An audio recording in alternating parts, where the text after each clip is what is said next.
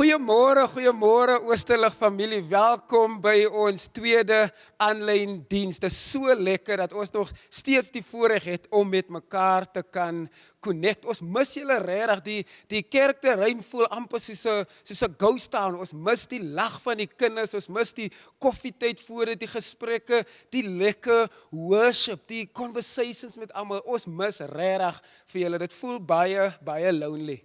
Maar danksy tegnologie het ons nog steeds die voorreg om te kan saam die Here dien as 'n geloofsgemeenskap. En dit is vanoggend weer eens 'n voorreg vir ons om dit saam met julle te kan doen. Ons hoop regtig dat julle in die tyd so die Here se nabyheid kan beleef as gesinne, dat julle in eetkamers, slaapkamers, waar ook al jy sit en kyk, kan jy nie nou sê, ek het nie tyd vir kerk nie, want ons is nou almal waar ons is, in elke spasie is ons nou besig om kerk te wees. Ons het vir julle alles moontlik gemaak van ons kant af, sodat julle ingeskakel kan bly, sodat julle op hoogte kan bly met wat in die gemeente gebeur. As julle gaan kyk op ons website, op die app, op YouTube, op Facebook, op Instagram, verskillende platforms waar ons nog steeds met julle kan connect deur middel van preke, inligting oor die coronatydperk, Bybelskole, verskillende maniere om nog steeds saam as 'n geloofsgemeenskap te kan groei. Dit is ook hartseer dat ons gemeentekamp wat nou op sou gekom het in Mei, dat dit moet uitgestel word met 'n volle jaar. Almal wat opgesign het vir die kamp, julle sou nou al by die tyd 'n e-pos ontvang het met al die inligting van wat nou verder gaan gebeur. As jy nie die e-pos ontvang het nie, maar jy het wel opgesign vir die kamp, is dit baie belangrik dat jy vir ons by die kantoor net kontak, sodat ons vir jou die e-pos kan stuur. Vriende, dit is vir ons 'n voorreg om vandag weer saam te wees. Om die Here se nabyheid in ons slaapkamers, in jou pyjamas, wat ook al, waar ook al jy is, om die Here se nabyheid en sy teenwoordigheid steeds te beleef. Ons reeks wat ons in is, wonde van die kruis, is so gepas vir die tyd waarin ons is, die onbekende tyd waarin ons is. Ons wil regtig hê dat julle so sal connect met families, met mekaar en met die Here, en saam as 'n gemeente sal voel, ons is nog steeds op pad. Die Here is nog steeds besig saam met ons. Ons is nog steeds op pad van die begin van die geskiedenis af. Dieselfde God wat teenwoordig was in die mense se lewens, is nou ook teenwoordig in ons as 'n gemeente se lewe. Ek gaan vir ons bid, en dan gaan ons sommer 2 songs lekker saam sing. Julle is vry om as 'n gesin saam te sing. Ons gaan net lekker connect met mekaar, en dan sien ons uit na wat die Here vir ons wil sê deur middel van die preek. Kom ons bid saam.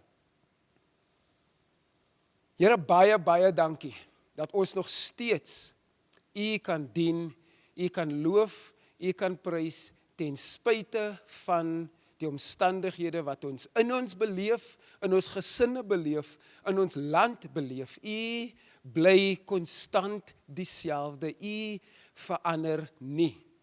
En met daai hoop, met daai wete, dat U nie verander nie, al verander die tye rondom ons, wil ons vanoggend onsself oopmaak vir die werking van die Heilige Gees in ons persoonlike lewe, in ons lewens as 'n gesin, maar ook bewus wees van wat om ons gebeur.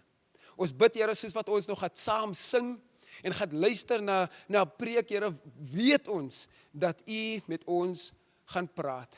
Dat ons as 'n gesin saam kan gesels na die diens oor wat ons geleer het, wat ons gehoor het en hoe dit kan sin maak in ons lewens.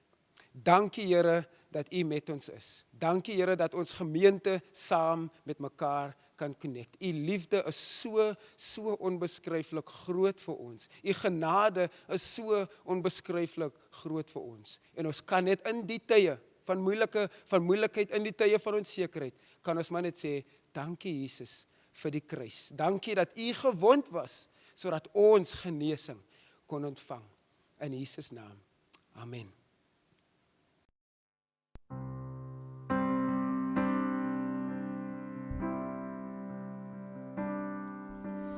Heilige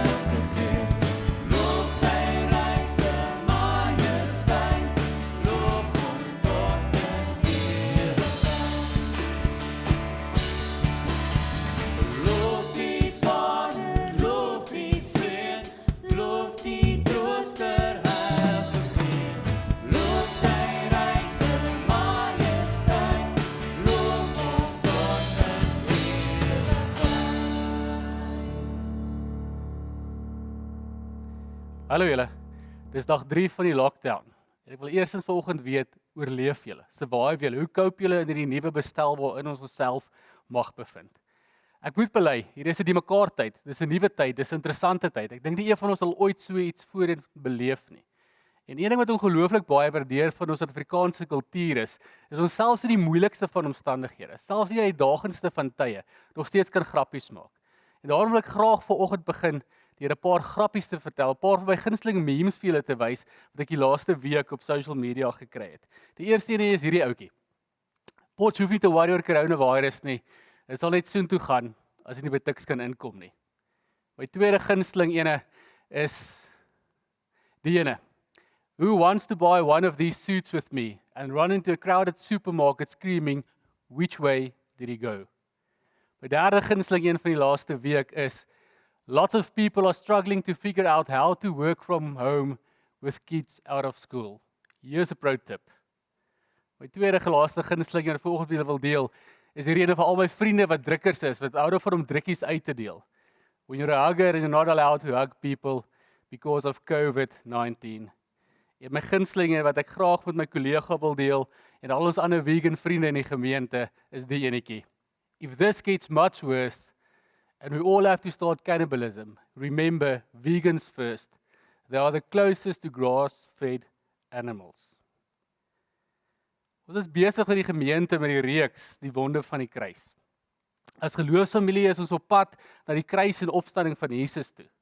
Ten spyte van alles wat verander, ten spyte van alles wat toegemaak is, ten spyte van alles wat gestop is Paasnaweek, is Jesus se kruis en opstanding nie gekanselleer nie. My vraag vanoggend vir jou is, wat beteken Jesus se kruis en opstanding vir jou in hierdie unieke omstandighede? Wat beleef jy in terme van Jesus se kruis en opstanding, in terme van ons nuwe normaal? Hoe beïnvloed corona jou verhouding met die Here? Hoe beïnvloed corona jou verhouding met jou huweliksmaats, met jou kinders? Watter impak het die nuwe normaal op jou gesprekke? Hoe lyk jou gedagtewêreld? Waarmee hou jy jouself besig? Beleef jy hoop in hierdie unieke uitdagende omstandighede? Of is jy besig om te versuip in hooploosheid? Met al die verwikkelinge en veranderinge die week, het ek een van my gunsteling songs op repeat geluister. Dis 'n song met die naam van Delight van Disturbed. En dis nie jou standaard Liewe Jesus band Disturbed nie. Maar dis my gunsteling bands wat goeie sosiale kommentaar leef op die wêreld waar binne ons leef. En die chorus van die lied Delight gaan soos volg. When you think all is forsaken, listen to me now. You need never feel broken again. Sometimes darkness can show you the light. In hierdie ongekende tyd, waar die realiteit van COVID-19 al hoe dieper in ons menswees insink, ons al hoe meer bewus word van die implikasies, die realiteit van wat gebeur rondom ons, waar die realiteit van die dood skielik tasbaar in ons almal se lewens is. Wonder ek hoe bestuur jy hierdie tye, hierdie uitdagende omstandighede op die oomblik in jou lewe? Hoe bestuur jy jou lewe? Is jy op die oomblik deel van die massa hysterie wat ingee in panic buying? Dat jy elke tweede stukkie fake news op sosiale media versprei sonder om die feite te check? Is jy deel van die mense wat so op hulle self gefokus is, dat dit net gaan oor jou eie survival, jou gesondheid, jou gemak en jou vreugde? Of word jy in hierdie tyd gechallenge om werklik die wêreld 'n beter plek te maak? Is jy besig om soos die song van Disturbed besig om lig in die donkerte in te bring? Rudolf het ons laasweek herinner in sy talk dat dit die kerk se legacy deur die geskiedenis is. Dit maak nie saak hoe terrible die omstandighede is nie, maak nie saak hoe moeilik die wêreld gelyk nie, maak nie saak wat se krisis die mense beleef het nie. Is dit juist die plek was waar die kerk boetsnol betrokke geraak het, waar die kerk gekies het om Jesus se boodskap van liefde en genade en sorg en God se teenwoordigheid en God se goedheid sigbaar te maak vir mense in hulle nood. Rudolf het ons laasweek kom herinner dat juist in die tye waar dinge buite beheer lyk, waar ons gemak gechallenge word, het die kerk nog altyd gekies om in hierdie tye te wys, om in hierdie tye vir die wêreld te wys, hoekom ons ten volle uitgekoop is aan Jesus. Hoekom ons glo dat dit 'n geskenk is om werklik deel van God se familie te kan wees. Maar hoe kan ons vandag as kerk wat gelockdown is, as kerk wat se omstandighede ingeperk is, as 'n kerk wat met die swaard van COVID-19 oor ons kop hang, wat met vrees leef vir ekonomiese implikasies van hierdie siekte, van wat gaan gebeur oor 6 maande of 'n jaar. Hoe kan ek en jy as volgelinge van Jesus, wat sê ons is uitgekoop in die lewende God, hoe kan ons in hierdie tye dieselfde pad stap as die kerk deur die geskiedenis? Hoe kan ons dit regkry? Hoe kan ons in hierdie omstandighede waar dit vir ons voel of alles net donkerder word, waar ons sien hoe die virus versprei, waar ons sien hoe die getalle sterftes eksponensieel toeneem, waar ons sien hoe die mediese dienste oorweldig word. Hoe kan ek en jy as kind van die Here juis in hierdie tyd God se lig vir die wêreld sigbaar maak? Hoe kan ek en jy op so 'n manier leef dat mense wat nie glo nie, mense wat nie deel van God se familie is nie, mense wat uitgelewer is in hul omstandighede, hoe kan hulle deur my en jou beleef dat ons aan 'n God behoort wat goed is, wat se liefde geen einde ken nie en wat se genade oor ons wesens, oor ons lewens uitgestort is nie? En ek dink die antwoord lê in die kruis. Ek dink die antwoord lê juis in die ironie van die wonde van die kruis. En waar ons as gemeente besig is in 'n reeks van die wonde van die kruis, dink ek dat Jesus se kruisiging, die verhaal wat in Matteus 27 vertel word, van hoe Jesus van die verhore af deur tot waar hy gesterf het. Ek dink die antwoord vir ons as gelowiges vandag, hoe om ons omstandighede te hanteer, lê juis in Matteus 27 vasgevang. Juis waar Matteus in hoofstuk 27 vir ons skryf stap vir stap wat gebeur. Hoe dit regtig lyk of Jesus beheer verloor, hoe Jesus nie mag het nie, hoe Jesus sterf. Maar waar hy derentyd onderdanks vir ons herinner dat God is eintlik besig om op maniere te werk. God is eintlik besig om nuwe dinge, nuwe dimensies te initieer en oop te breek, wat ons nooit sou vermoed het of nooit sou verwag het nie. So kom ons lees vanoggend saam uit Matteus 27 uit. Onthou as Matteus 27 begin lees vanaf vers 27, wat ons weet dat Jesus is reeds die vorige aand van verhoor na verhoor na verhoor gesleep. Hy voor die Sanhedrin verskyn, voor die Romeinse mag verskyn. Barabbas is reeds vrygelaat deur Pilatus en Jesus is reeds deur Pilatus uitgelewer om gekruisig te word. So kom ons lees saam van Matteus 27 van vers 27 af. Daarna vat die soldate van die goewerneur vir Jesus in die amptswoning in en bring die hele leerafdeling rondom hom bymekaar. Ek dink Matteus oordryf so 'n bietjie hier, want die Romeinse leerafdeling het uit 600 mense bestaan. Want dit was onmoontlik dat daar 600 soldate rondom Jesus was, maar Matteus probeer te verduidelik hoe uitgelewer Jesus was. Dat hy alleen gewees, sy disippels het hom gedrop, sy volgelinge het hom gelos, dis hy alleen gewees teen 'n trop aggressiewe soldate, wat hom net seer gemaak het. Daarna van die soldate van die goewerneur vir Jesus in die amptswoning in en bring die hele leerafdeling rondom bymekaar. Hulle trek toe sy klere uit en gooi hom 'n persmantel om. Hulle vleg 'n doringkroon en sit dit op sy kop en gee hom 'n stok in sy regterhand. Toe bespot hulle hom deur voor hom te buig en te sê: "Ons groet u, o koning van die Jode."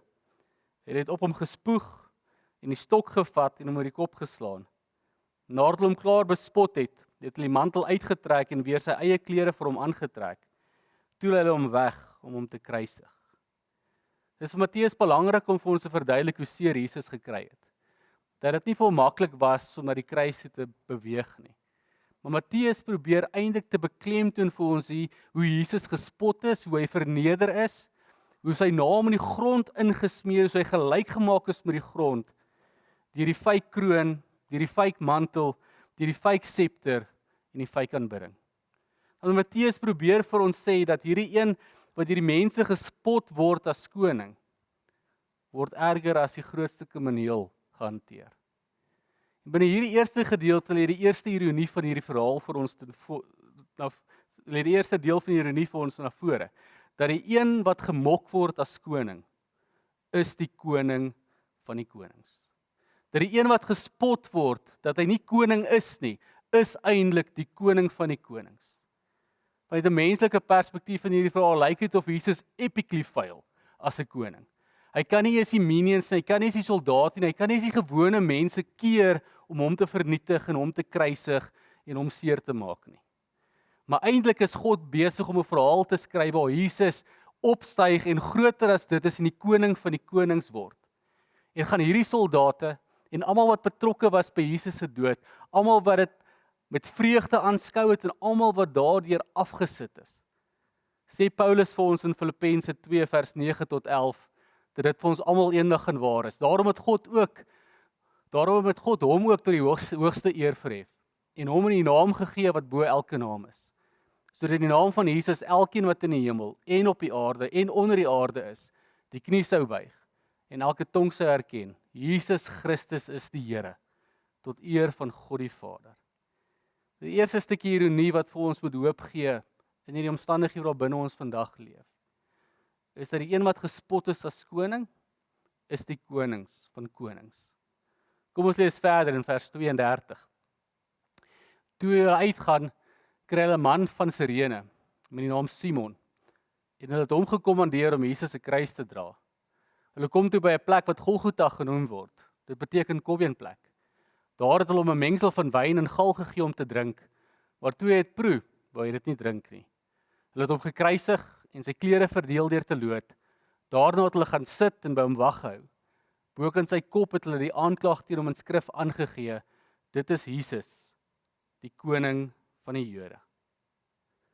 Matteus probeer vir ons hier te vertel dat Jesus so swak was van die abuse wat hy vir 'n hele aand en 'n hele dag al beleef het, dat hy nie eens krag gehad het om sy eie kruis te kon dra nie.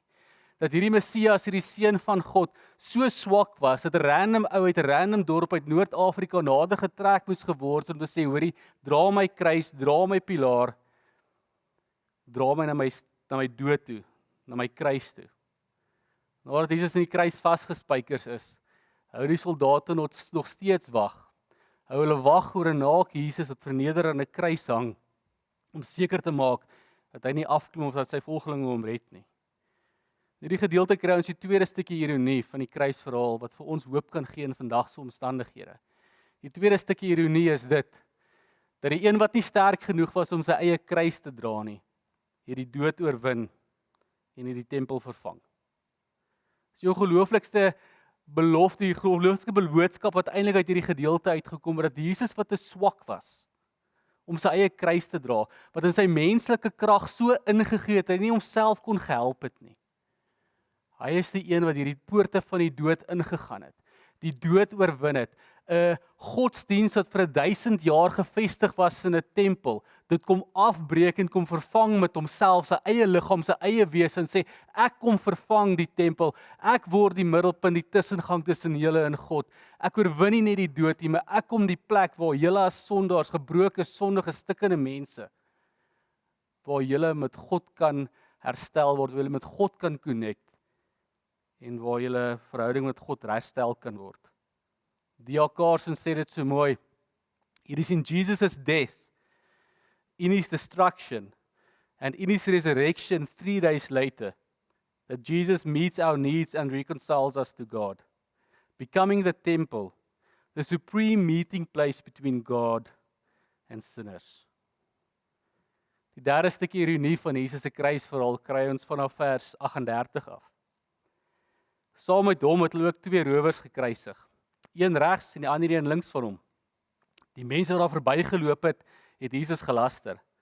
Hulle het hulle kop geskit en gesê, jy wil die tempel afbreek en in 3 dae opbou. Red jouself as jy die seun van God is en kom van die kruis af. Net so die priesterhoofde saam met die skrifgeleerders en die familiehoofde ook gespot en gesê, ander het hy gered, maar homself kan hy nie red nie. Hy is mos die koning van Israel. Laat hy nou van die kruis afkom en ons sal in hom glo. Hy het op God vertrou. Laat God hom nou red as hy dan behaag in hom het. Hy het immers gesê hy is die seun van God. Op dieselfde manier het die rowers wat saam met hom gekruisig is, hom ook beledig. In hierdie toneel kry ons die who's who van die antieke Israeli community wat ook deelneem om Jesus te spot. Al die red carpet celebrities van die eerste eeu in Galilea was daar gewees. Die priesterhoofde, die skrifgeleerders, die familiehoofde, almal wat belangrik was, het saam met die moment geniet, saam met die moment gebruik om Jesus te spot en te sê, jy het mense gesond gemaak, jy het mense die dood uit opgestaan, jy het blindes laat sien, jy het lammes laat loop, jy het 'n nuwe doktrin ingebring en 'n opskudding kom veroorsaak. Hierdie hele manier van die lewe kom verander van, om eerste te wees, moet jy laaste wees, om verhoog te word, moet jy verneder word, om te dien is die way na lewe toe. spot Jesus en sê, al hierdie goeders het jy kom teach. Jy het alles kom verander, jy het alles kom disrupt. En nou het jy nie eens krag om jouself te red nie. En hierin lê die derde stukkie ironie van Matteus 27, dat die een wat homself nie red nie, sy redding is vir almal beskikbaar. Dat die een wat homself nie red nie, sy redding is vir almal beskikbaar. Vir daai skrifgeleerders, vir daai priesterhoofde, vir daai familiehoofde, vir daai Romeinse soldate, vir die vrouens wat hom gevolg het op die kruis gestaan het. Die feit dat Jesus intentioneel gekies het teen sy pyn, teen sy lyding, om nie af te klim van die kruis nie, om nie homself te red nie, het gemaak dat almal van ons, maak nie saak waar jy jouself vandag bevind nie, maak nie saak of jy oorweldig is deur die vrees nie, maak nie saak of jy jouself wil oorgee in die omstandighede nie, maak nie saak of jy worstel met die Here vir hoe lank in jou lewe nie. Dat die een wat homself nie kon red nie, het deur sy kruis vir jou sy redding beskikbaar gestel. Dit was nie die spykers wat Jesus aan die kruis gehou het nie. Dit was Jesus se liefde vir sy Vader, vir die drie eenheid wat hom aan die kruis vasgespyker gehou het. Sy begeerte om gehoorsaam te wees, om die wil van sy Vader te doen. Dit was nie die spykers wat Jesus aan die kruis vasgehou het nie. Dit is sy all-consuming liefde vir my en vir jou. Vir ons wat wil hê hy moet ons lief hê en vir ons wat nie in hom belangstel nie. Dit is sy liefde vir my en vir jou, vir ons stikkende, gebroke, selfsugtige mense, wat hom aan die kruis gehang het, wat hom aan die kruis gehou het, wat hom gemaak het dat hy intentioneel gekies het om nie homself te red nie. Richard Rohr het gesê, for so many centuries, people have been spilling blood to get to God. But in the crucifixion it is reversed. God spills his own blood to reach out to us. Die vierde stukkie ironie van die kruisverhaal wat vir ons 'n duidelike guideline, 'n rigting kan gee in die omstandighede waar binne ons vandag leef, kry ons vanaf vers 45 af. Van 12 uur af het daar duisternis oor die hele land gekom en dit het tot 3 uur geduur. Teen 3 uur het Jesus hard uitgeroep, Eli, Eli, lama sabachthani. Dit is my God, waarom het U my verlaat? Party van die wat daar gestaan het dit gehoor en gesê, roep vir Elia. Een van hulle hardloop toe gou, vat 'n spons en maak dit vol suurwyn en hou dit op 'n stok vir hom om te drink. Maar die ander sê, wag, laat ons kyk of Elia hom kom red. Jesus het weer hard uitgeroep en die laaste asem uitgeblaas. In die antieke tyd was duisternis die teken van lyding en oordeel gewees. Dan oor die duisternis wat neergedaal het, na 6 ure se lyding aan die kruis, roep Jesus uit. Haal hy Psalm 22 aan deur te sê, my God, waarom het U my verlaat? Die feit dat die een van die drie eenheid kan sê, dat hy kan voel dat hy God verlate is. Die manier hoe Jesus die uitroep, beklemtoon eintlik die intensiteit van die oomblik wat Jesus beleef het. Hoe intens Jesus God se oordeel op hierdie oomblik beleef het. Hoe swaar die las van al die sonde, al die gebrokenheid in die geskiedenis op sy skouers was. Hoe angswekkend dit vir hom was dat God sy gesig van hom al weggedraai het. Robert Murray het gesê, he was without any comforts of God. No feelings that God loved him. No feelings that God pitied him. No feelings that God supported him. God was his sun before. Now that sun became darkness. He was without God. He was as if he had no God. All that God had been to him before was taken from him now. He was godless, deprived of his God. Jesus se uitroep kom beklemtoon vir ons sy absolute verlatenheid. Hoe stoksiel alleen hy aan die kruis gehang het. Hoe uitgelewer hy gevoel het. Matteus 27 sê dit nie so mooi nie, maar Lukas 23 doen wel. So kom ons lees dit gou saam. Jesus het hard uitgeroep, Vader, in U hande gee ek my gees oor. Omdat die een wat hy nou net geroep het, sê oor U het my gelos, alleen gelos, U het my uitgelewer in al die sonde, die gebrokenheid van die mense wat ek op my gevat het. Vader, in U hande gee ek my lewe oor. Na hierdie woorde het hy die laaste asem uitgeblaas. Maar ten spyte van die alleenheid wat Jesus aan die kruis beleef het, ten spyte daarvan het oorweldig gevoel het deur die lyding van die kruis, ten spyte van die swaar las wat hy moes gedra het vir my en jou sonde en ons gebrokenheid, kies hy in daai moment om nog steeds God te vertrou, sy Vader te vertrou, te sê, ek trust die drie eenheid van wie ek deel is, dat julle my hier gaan deurdra, en daarom gee ek my siel, my wese, my alles aan U. Dis die vierde ironie van die kruisverhaal, is dat die een wat in wanhoop uitroep, vertrou God met alles. Die een wat in wanhoop uitroep, vertrou God met alles. Is dit nie relevant vir ons omstandighede vandag, vir ons oorweldig is deur alles wat gebeur nie. Vir al die nuwe inligting op social media, of op CNN, of op ENCA, of die nuwe statistieke van John Hopkins. En daai moment wat ons regtig wil oorgee in ons wanhoop, oorgee en sê, Here God, ek weet nie om te cope nie, ek weet nie hoe om sterk te staan vir my gesin, ek weet nie hoe om hierdie unieke omstandighede mee te deel nie. In my wanhoop kies ek om U te vertrou, na U te gryp. Jesus se hele kruisbelewenis skree vir ons uit in ons omstandighede. As die duisternis my wil oorweldig, wanneer ek hooploos in my omstandighede vaskyk, selfs wanneer die Messias aan 'n paal gesterf het, dis nie die einde nie. 'n Dag van bespotting word 'n ewigheid van aanbidding. Die ironie van die kruis lê daarin dat 'n shocking defeat, 'n verloor word 'n oorwinning wat vir die res van die geskiedenis van tyd tel. Dat Jesus se gruisame wonde, sy pyn, sy lyding, bring genesing vir my en vir jou. En dat Jesus se menslike dood, die feit dat hy deur die poorte van die hel beweeg het, lei na die lewe toe. Bring lewe in elke dimensie van hierdie lewe. Emosioneel, geestelik, fisies. Die ironie van die wonde van die kruis beklemtoon dat ons nie mag vaskyk in ons fisiese omstandighede nie. Ons mag nie vaskyk rondom die realiteit van COVID-19, die ekonomiese implikasies, die sterftes en hoe donker dit ook rondom ons mag lyk nie. Die kruis, die ironie van die wonde van die kruis, kom sê vir my en vir jou, dat ek en jy is nie uitgelewer aan die vrees nie, ek en jy is nie uitgelewer aan die onsekerheid nie, ek en jy is nie uitgelewer aan die swaar kry nie. Dat die duisternis van die lockdown en COVID-19 is nie vir ons 'n rede om lam te lê nie.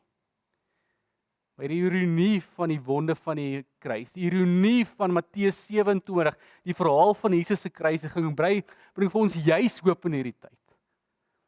Bring vir ons juis 'n rots waarop ons kan staan, iets waaraan ons kan vashou. Of ons kom sê dit al lyk alles verkeerd gaan.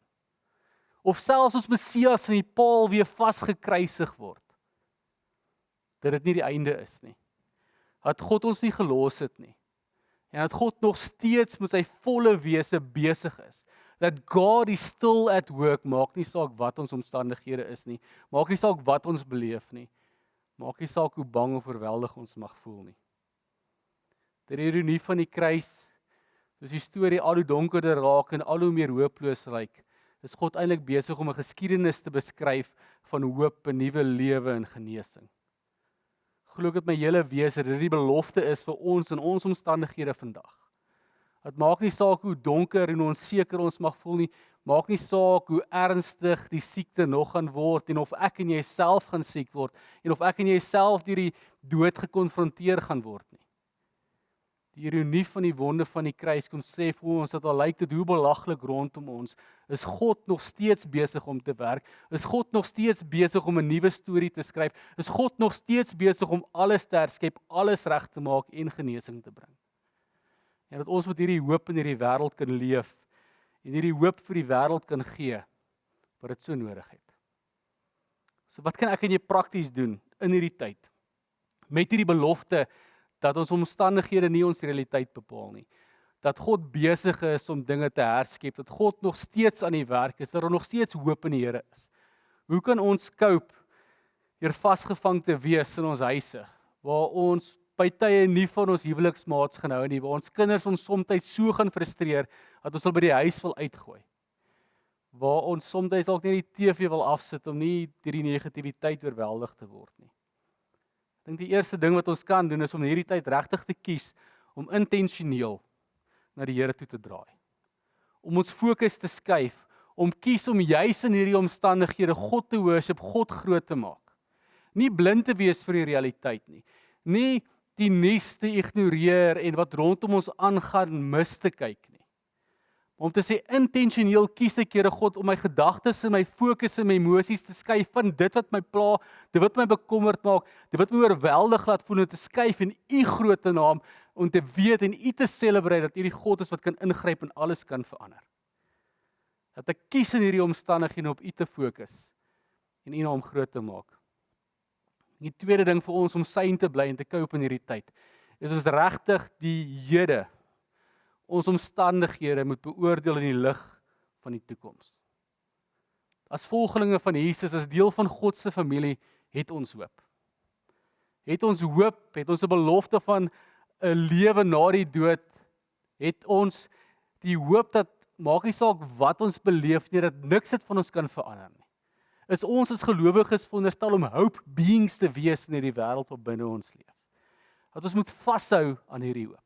Om te weet in onsself te herinner dat Jesus reeds die dood oorwin het. Dat selfs nie die dood ons kan skei van sy liefde nie. Dat ons kan vashou aan die belofte dat God met sy volle wese, Vader, Seun en Gees, liefde, grace, goedheid, sorg, tasbaar teenwoordig is in ons lewens. En dit nie afhang van wie ons is en wat ons doen nie. Dat ons in die tyd kan vashou in die hoop, kan vashou in die belofte. Dat nie corona nie, nie 'n depressie, ekonomiese depressie nie, nie siekte nie en selfs nie eers die dood ons kan skei van God se onvoorwaardelike liefde en sy roekelose genade nie. Maak nie saak wat in hierdie wêreld gebeur nie.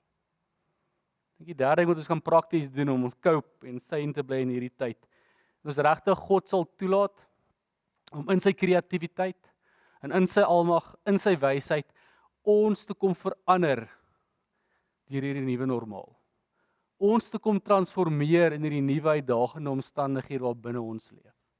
Dat ons juis in hierdie tyd na die Here toe gaan en sê, Here God, wat sal nog in my lewe wat ek nodig het om te verander, dat ek meer aan U beeld gelyk kan word, dat ek U hande en voete duideliker en beter kan wees, dat ek U liefde mooier en beter kan sigbaar maak vir die wêreld wat dit so rondom my is. Om regtig met die Here te connect en om toe te laat dat ek anders te begin dink, anders begin voel, anders begin leef, anders te begin praat in elke faset van my menswees. Dat ek groei in my geloof, dat ek werk in my verhoudinge, dat ek groei en anders begin dink oor geld, oor materiële goed. Dat ek dalk my prioriteite in hierdie lewe begin rethink. Dat hierdie pandemie waarin ons vasgevang is die heel beste geleentheid dat ons kan verander. Ek en jy mag nie dieselfde wees. Ons lewens mag nie dieselfde lyk nie. Ons mag nie dieselfde dink oor geld en oor God en oor liefde en oor armoede na die COVID-19 pandemie as voor die tyd nie. Laat die Here toe om jou te kom verander. Laat die Here toe om jou te kom challenge, om jou te kom vorm en jou te kom skaaf. En die vierde ding wat ek glo ons kan doen in hierdie tyd, om regtig sein te bly, om regtig in die ironie van die kruis reël te maak, dat ons werklik in hoop kan leef en nie uitgelewer is nie, is dat ek en jy intentioneel moet kies, dat ons nie op onsself sal fokus nie. Dat dit nie gaan oor my gemak en my vreugde en my gesondheid nie. Dat ek regtig my mentaliteit en my verstaan en my uitkyk op die lewe so sal verander, dat ek so sal leef in hierdie tyd, oor wat die beste is vir die mense rondom my. Wat is die beste vir die community wat die Here nodig het? Wat is die beste vir die weerlose mense in hierdie tyd? Wat is die beste vir die ou mense? Wat is die beste hoe ek kan leef? Dat mense God se liefde en grace deur my kan beleef. Praktiese wat jy kan doen is, bly by die riglyne van die lockdown. As jy vir jou kop teen die mure wil stik en stamp, omdat jy frustreerd is, omdat jy vasgevang is, kom oor jouself. Bly in jou huis, moenie gaan stap nie, moenie gaan hardloop nie. Moenie kontak maak met mense nie, bly binne die riglyne wat die regering vir my en vir jou gegee het.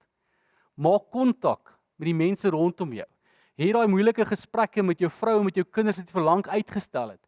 Bely dit wat jy verkeerd gedoen het, hoe jy hulle gedrop het, hoe jy dalk te veel op jou werk gefokus het. Connect met jou familie. Maak kontak met hulle, bel hulle, telefoon, op video call die ouens. Check in. Wanneer jy op jou post-apocalyptical Mad Max journey gaan na die winkel toe om te gaan kos koop. Moenie net vir jouself kos koop nie. Vind uit wie is daar in jou community wat ook kos nodig het en koop vir hulle. Dan word leef nie net vir jouself nie en gebruik hierdie tyd. Want tyd het ons baie van om regtig in te tree vir hierdie land. Om regtig die Here se wil te soek, die Here se goedheid te soek. Om regtig die Here se beskerming oor die mense in ons community uit oor dit uit te bid en by die Here te pleit om te kom ingryp. En ook hierdie groot pandemie te kom verander en dit te gebruik om mense na God toe te trek en hierdie wêreld te verander. Om die wêreld te reset, volgens nuwe waardes te begin leef. Anders oor geld te begin dink, anders oor mekaar te begin dink. Dat God regtig hierdie tyd sal gebruik om die wêreld op sy kop te draai. Dat ek ons calling as volgelinge van Jesus is in hierdie tyd om so te leef. Om so binne die nuwe normaal van corona en lockdown so te leef, dat die wêreld kies om Disturbed se chorus te verander van hulle song The Light.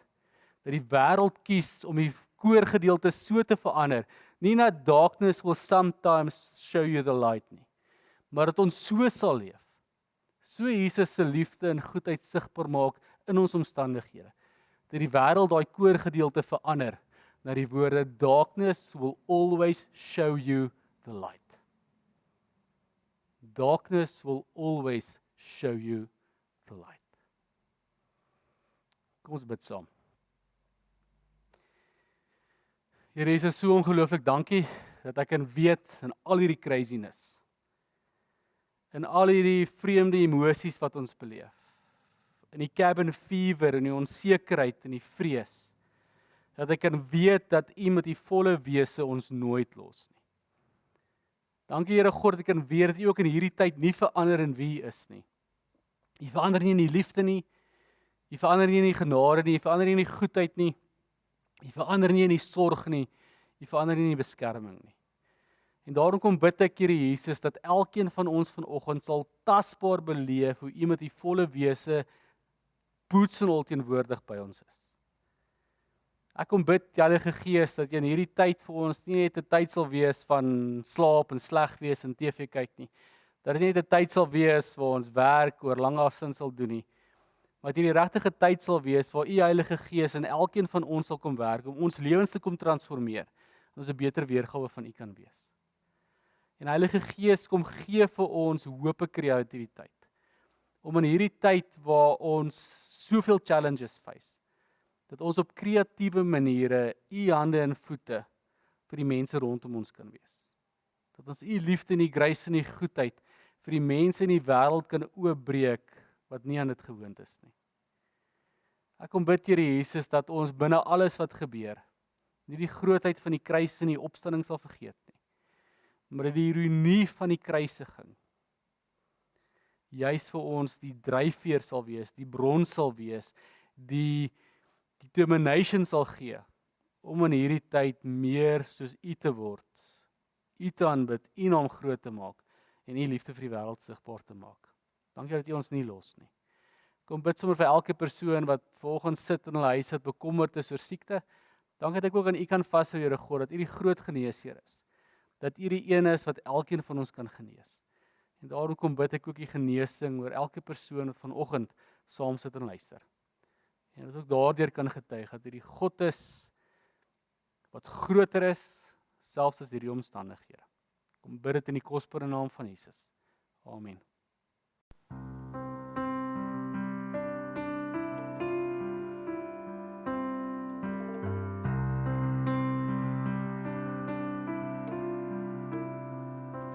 In the darkness we were waiting, without hope, without light, till from heaven you came running. There was mercy in your eyes, to fulfill the law and prophets, to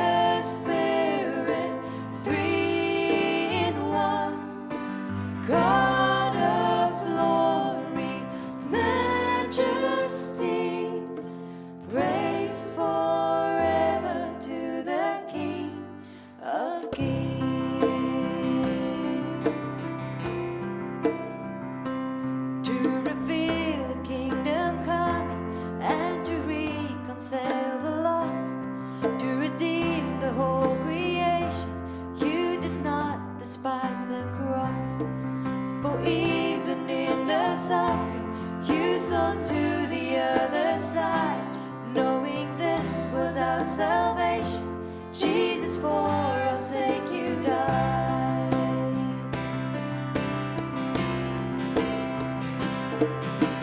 Praise the Father, praise the Son, praise the Spirit, three in one.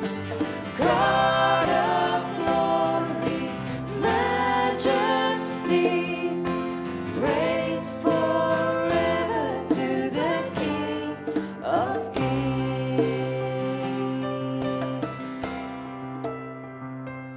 And the morning that you rose, all of heaven held its breath, till the stone was moved for good, for the Lamb had conquered death. And the dead rose from the tombs, and the angels stood in awe, and the souls of all who'd come to the Father and restored. And the church of Christ was born, then the Spirit in the flame. Now the gospel truth of all shall not heal and shall not fail. By his blood and in his name, in his freedom I am free. For the love of Jesus Christ, who has resurrected me.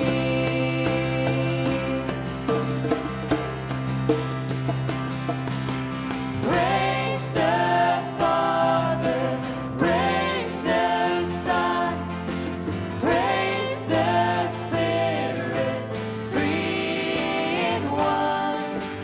God of glory, majesty, praise forever to the King of Kings. Ek wil julle graag wegstuur met die volgende seën. Wanneer die onweer van die lewe jou omring met duisternis, weet dat die Here jou lig en jou redding is. Mag jy sy lig van buite en van binne beleef. Mag sy lig die donkerte in jou lewe oorweldig en mag jou lig helder skyn in die duisternis. En mag die vrede en lig van Jesus Christus by jou wees. Mag die liefde van God ons Vader en die genade van ons Here Jesus Christus en die tasbare teenwoordigheid van die Heilige Gees by elkeen van julle wees. Amen.